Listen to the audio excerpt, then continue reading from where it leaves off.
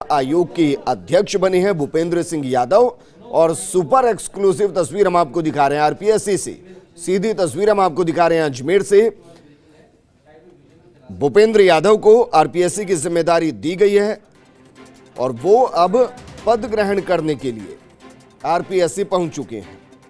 आपको बता दें कि यादव ने 20 नवंबर से स्वैच्छिक सेवानिवृत्ति के लिए आवेदन किया था, उसको स्वीकार किया गया और अब उनको एक नई जिम्मेदारी के साथ आप देख सकते हैं। और ये जिम्मेदारी है राजस्थान लोक सेवा आयोग में अध्यक्ष की, यानी कि आरपीएससी अध्यक्ष के तौर पर वो जिम्मेदारी संभालेंगे।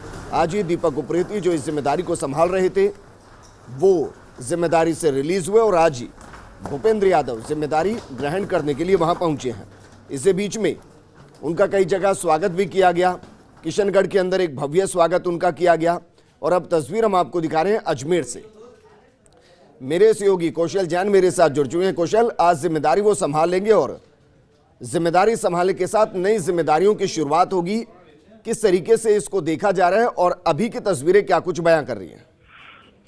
जी विजेंद्र, देखिए ये निश्चित रूप से एक नई जिम्मेदारी है, लेकिन एक होशियार और एक समझदार अधिकारी के साथ इस जिम्मेदारी को जोड़ा गया है। तो निश्चित रूप से कहीं ना कहीं जो इसकी सफलता है उसको लेकर भी सरकार की मंशा रही होगी।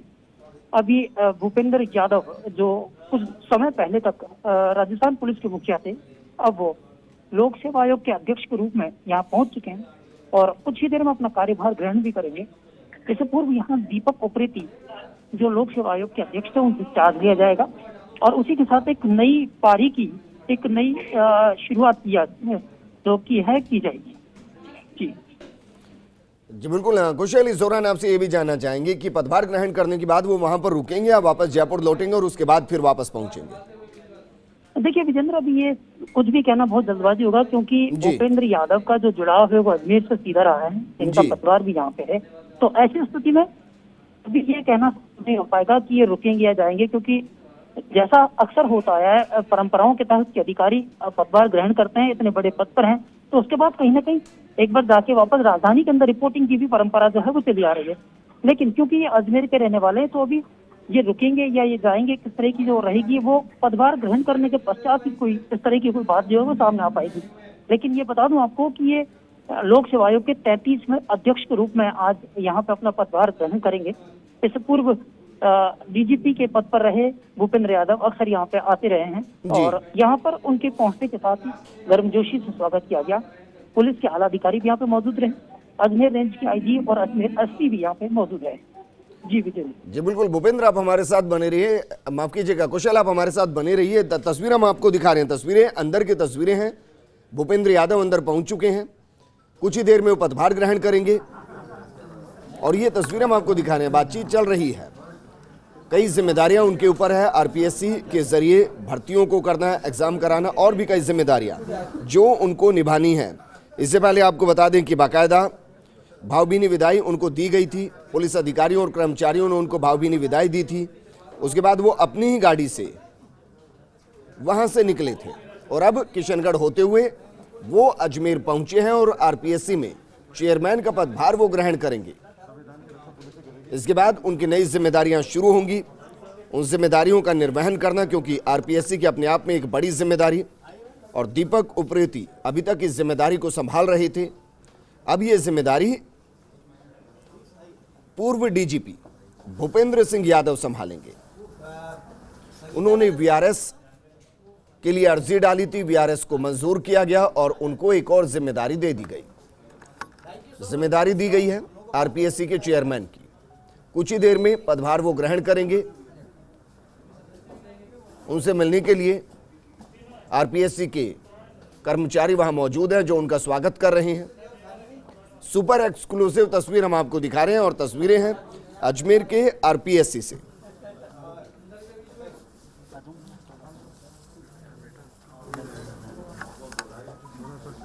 ये तस्वीर फूलों के गुलदस्ते के साथ उनका स्वागत किया गया है।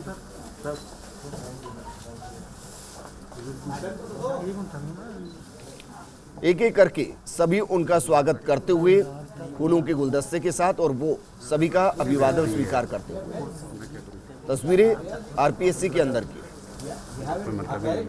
कुशल, ये जानकारी लग पाई कि कार्यक्रम किस तरीके से आगे बढ़ने वाला है? जी देखिए विजेंद्र, ये अभी जो कार्यक्रम हो रहा है ये पदभार ग्रहण करने का कार्यक्रम है और इसी के साथ दीपक उप्रेती जो आयोग के पूर्व अध्यक्ष, अब पूर्वी कहा जाएगा, जो अध्यक्ष थे उनकी विदाई का समय है, क्योंकि नए अध्यक्ष यहाँ पे ज्वाइन कर चुके हैं। ऐसी स्थिति में जो कार्यक्रम है उसको कोविड को देखते हुए बहुत सूक्ष्म रखा गया है, कोई बड़े स्तर पर ये कार्यक्रम नहीं किया गया। यहाँ पर वही लोगों को आने की इजाजत थी जो आयोग के वरिष्ठ अधिकारी या जो आयोग के वरिष्ठ सदस्य हैं, और वही लोग यहाँ पे उनका स्वागत और उनको विदाई दे रहे हैं। इस तरह का छोटा सा एक कार्यक्रम यहाँ पे आयोजित किया गया, वो चल रहा है। बाकी के सभी कर्मचारी और अधिकारी जो हैं वो आयोग कार्यालय के अंदर मौजूद हैं और अपने नए अध्यक्ष के स्वागत के लिए भी वो आतुर है। जी विजेंद्र। जी बिल्कुल, और तस्वीर हम दिखा पा रहे हैं अपने दर्शकों को, सुपर एक्सक्लूसिव तस्वीरें हम दिखा पा रहे हैं। अजमेर के आरपीएससी से तस्वीरें हैं जहां अब धीरे धीरे जिम्मेदारियां ट्रांसफर होंगी। दीपक उप्रेती से जिम्मेदारियां भूपेंद्र यादव की तरफ ट्रांसफर होंगी और उसके बाद दीपक उप्रेती का विदाई समारोह होगा, जिसको कोरोना की गाइडलाइंस की वजह से सादगीपूर्ण रखा जाएगा। आपको बता दें कि भूपेंद्र यादव ने वीआरएस लिया, उसके बाद उनको इस जिम्मेदारी दी गई, आरपीएससी चेयरमैन की जिम्मेदारी दी गई।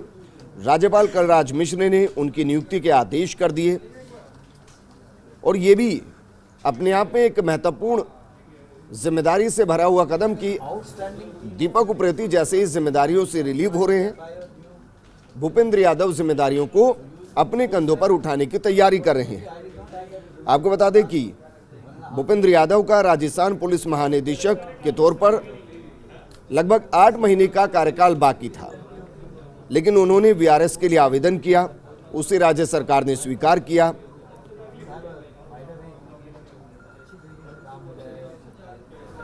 और अब उनको एक नई जिम्मेदारी दे दी गई।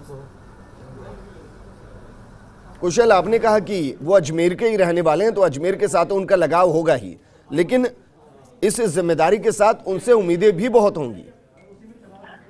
जी विजेंद्र, आप बिल्कुल सही कह रहे हैं कि जो जिम्मेदारी उनको दी गई है उसके साथ चुनौतियां भी हैं और उसके साथ एक जवाबदेही भी है। तो अभी जो अगर देखा जाए तो बड़े रूप से जो 2018 आरएएस की परीक्षा वाला जो मामला है वो उसके साक्षात्कार अटके हुए हैं, तो सबसे पहले वो एक चुनौती का सामना इनको करना पड़ेगा। उसके अलावा बड़ी संख्या में जो रिक्तियां हैं जो चली आ रही हैं उनका सामना करना पड़ेगा।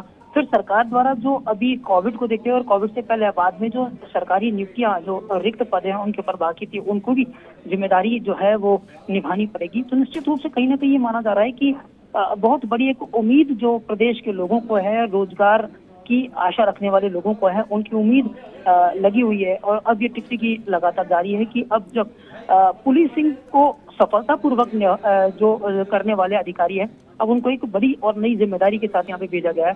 तो निश्चित रूप से कहीं ना कहीं सरकार की मंशा के अनुरूप ये अपना कार्य करेंगे और जो जिम्मेदारियां, जो चुनौतियां इनको सर्वप्रथम मिलेंगी, माना जा रहा है कि उनका निर्वहन पूरी तरह सफलता के साथ किया जाएगा। विजेंद्र, और ये सुपर एक्सक्लूसिव तस्वीर हम आपको दिखा रहे हैं। भूपेंद्र यादव जिम्मेदारी को संभालते हुए कुर्सी पर बैठकर आरपीएससी चेयरमैन के तौर पर उनको बहुत से काम करने हैं, बहुत सी जिम्मेदारियां हैं, बहुत सी चुनौतियां, और उसका सामना करने के लिए भूपेंद्र यादव पूरे तरीके से तैयार। कागजी कार्रवाई को पूरा करने के बाद भूपेंद्र यादव ने अपनी जिम्मेदारियों को संभाली और शायद अब आरपीएससी चेयरमैन की शपथ वो ले रहे हैं। अजमेर का अध्यक्ष नियुक्त हुआ हूँ। ईश्वर की शपथ लेता हूँ कि मैं विधि द्वारा स्थापित भारत के संविधान के प्रति श्रद्धा और निष्ठा रखूंगा तथा मैं सम्यक प्रकार से और श्रद्धापूर्वक तथा अपनी पूरी योग्यता ज्ञान और विवेक से अपने पद के कर्तव्यों को भय या पक्षपात अनुराग या द्वेष के बिना पालन करूंगा तथा मैं संविधान और विधियों की मर्यादा बनाए रखूंगा।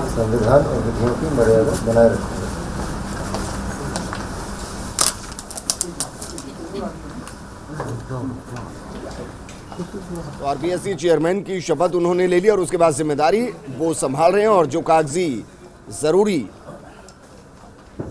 फॉर्मेलिटीज है उन